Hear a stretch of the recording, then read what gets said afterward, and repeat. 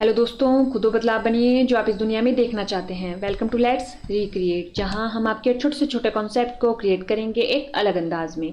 Today's our recreation is, देखिए, जैसा कि आपको पता है, हम हिमाचल प्रदेश में बीते सालों में जितने भी पेपर हुए, कॉम्पिटिटिव एग्जाम हुए, उनमें से हिमाचल प्रदेश के सवालों को सॉल्व कर रहे हैं। इससे क्या होगा, हमें हेल्प मिलेगी। जो भी हम आने वाला हमारा पेपर है उसके लिए ये क्या होगी, हेल्पफुल सीरीज होगी, जिससे हम क्या कर सकते हैं, पता कर सकते हैं कि जो हमारा कमीशन है वो सवाल कैसे डालता था, अब उसने कैसे, उसका जो ट्रेंड है वो बीते सालों में कैसे कैसे चेंज हुआ सवाल डालने के लिए। ठीक है, तो चलिए शुरू करते हैं। तो देखिए, पहला जो सवाल है वो है, आपका नाम, बाप का नाम, कहाँ से आए हैं, कहाँ जाना है।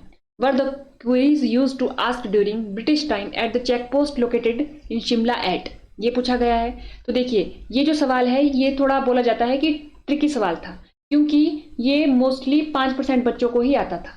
95% बच्चों को ये सवाल नहीं आता था जब ये पूछा गया था तब। वो क्यों? क्योंकि जब हम हिमाचल प्रदेश और ब्रिटिश का संबंध आपस में पढ़ते हैं तो हम एक जो पॉइंट पे रुकते हैं वो होती है हमारे पास 1857 की क्रांति। ये एक ऐसी ईयर है जो हमारे को पढ़नी पड़ती है, किसके साथ, ब्रिटिश के साथ, कि कौन से राजा ने किसका साथ दिया, और पूरा का पूरा हमारे को इसके बारे में पता होना चाहिए। ठीक है, किसने कहाँ हराया, ये हमारे को पता होना चाहिए। लेकिन ये वाला सवाल था, ये कहीं आज तक पूछा नहीं गया था, पहली बार पूछा गया है ये कमीशन के द्वारा। ठीक है, तो देखिए इसका जो आंसर है वो है हमारे पास घोड़ा चौकी। ठीक है, इसका जो आंसर है वो क्या है, घोड़ा चौकी। यहाँ पर देखेंगे आप, सारी की सारी जो जगह है वो कहाँ पर है, हमारे शिमला में है। तो हमारे को इसका आंसर घोड़ा चौकी है। ठीक है, पंजाब हिल क्षेत्र का हिमाचल प्रदेश में कब विलय हुआ। ये ऐसा सवाल है जो कि आए दिनों या पहले कमीशन लगातार किसी ना किसी पेपर में पूछता ही रहता था। वो क्या डेट थी, 1 नवंबर 1966। क्या डेट थी, 1 नवंबर 1966।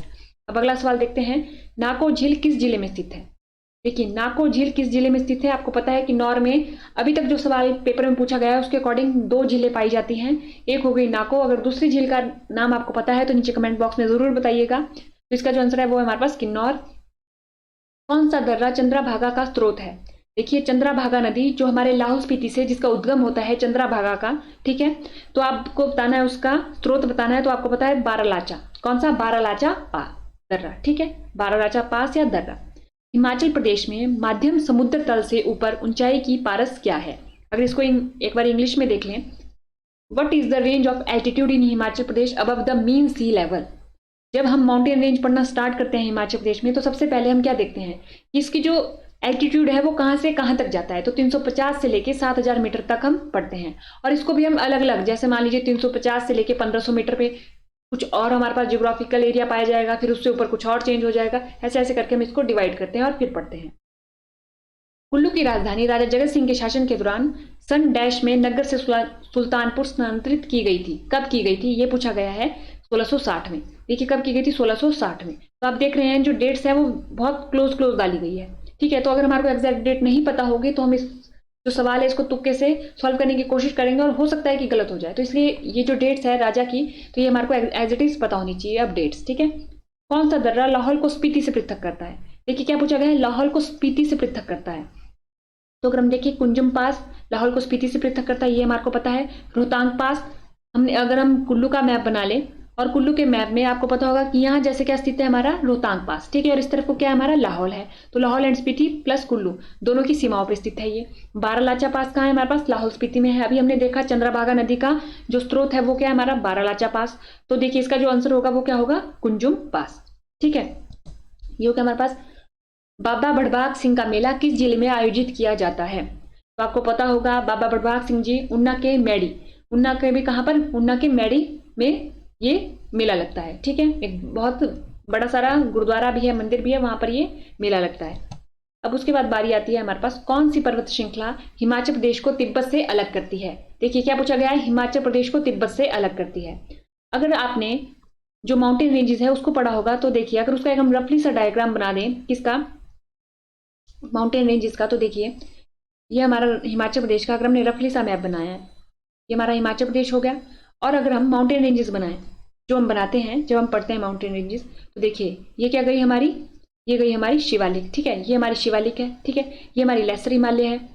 उसके बाद ये धौलाधार, पीर पंजाल, और ये हमारा ग्रेटर हिमालय आ जाता है। और ये रही हमारी जांस्कर, और यहाँ पर क्या आता है हमारा, तिब्बत। ये आता है ना हमारा तिब्बत, यानी चाइना। आपको पता होगा हिमाचल इंटरनेशनली भी शेयर करता है अपना बॉर्डर किसके साथ, तिब्बत चाइना के साथ।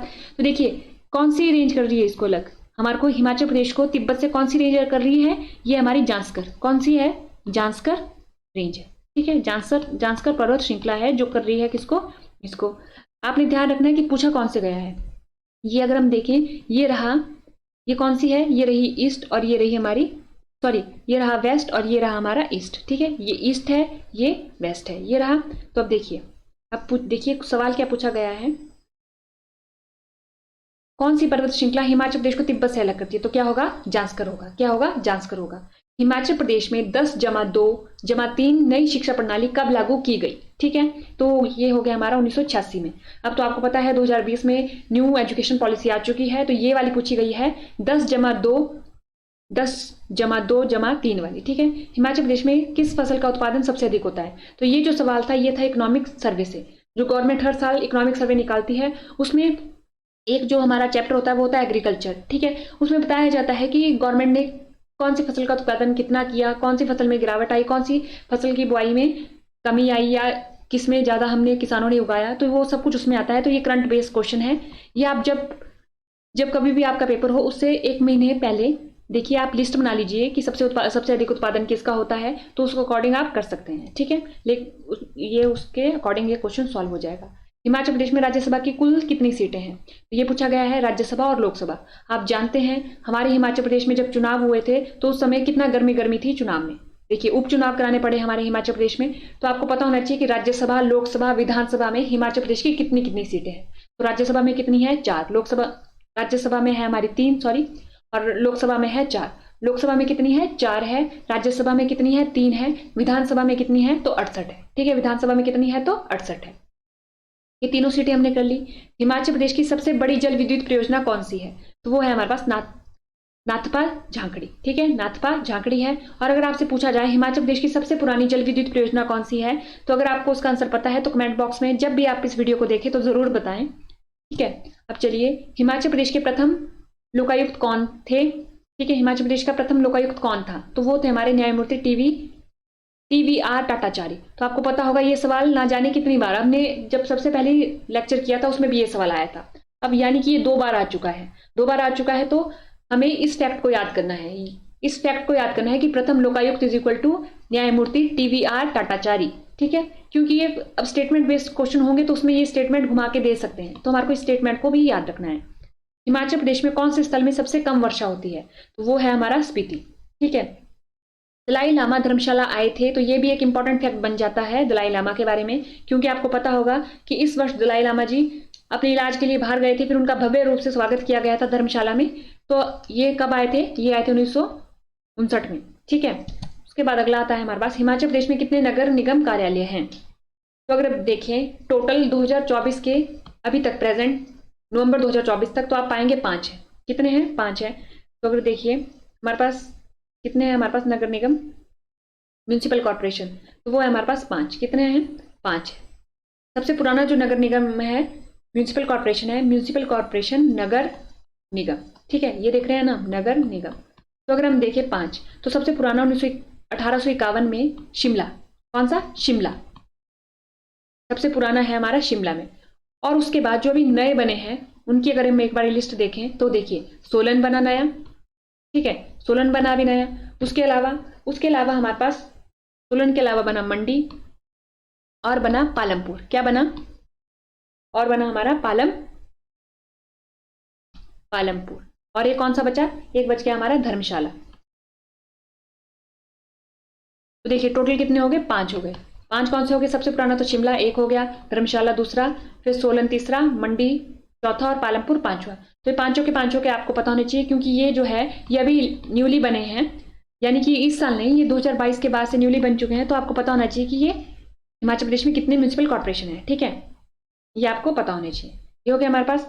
अब देखिए आपको पता चल गया कितने हैं हमारे पास, 5 है। कितने हैं हमारे पास, 5 है, ये हमने देख लिया, ये हम देख लेंगे 5 है। हिमाचल प्रदेश कब अस्तित्व में आया, तो ये तो 15 अप्रैल को हम क्या मनाते हैं, हिमाचल दिवस मनाते हैं। तो आपको साथ में डेट भी याद करनी है, 1948, ठीक है। 2011 की जनगणना के अनुसार हिमाचल प्रदेश की साक्षरता दर कितनी है, साक्षरता दर 83.78, 83.78 है हिमाचल प्रदेश की साक्षरता दर। तो ये थे हमारे आज के सवाल। अभी तक हमने देखा कि जो क्वेश्चन है वो वन लाइनर क्वेश्चन है, ठीक है। अब धीरे धीरे जब और एग्जाम को हम कवर करेंगे तो आप देखेंगे क्वेश्चन स्टेटमेंट बेस्ड भी होते जा रहे हैं, ठीक है। और उसमें आपको थोड़ा सा टाइम भी ज्यादा लग रहा है और उसमें थोड़ी सी आपको ज्यादा मेहनत भी करनी पड़ रही है, ठीक है। तो यानी कि अब ये जो स्टेटमेंट बेस्ड सवाल है ये क्या करेंगे, ये आपकी हेल्प करेंगे इन सवालों को सॉल्व करने के लिए, एलिमिनेट करने के लिए इन सवालों में से फैक्ट को, ठीक है, ताकि हम अपने आंसर तक पहुंच सके, अपने गोल तक पहुंच सके, ठीक है। तो आज के लेक्चर में इतना ही। थैंक यू, धन्यवाद। देखते रहिए लेट्स रिक्रिएट।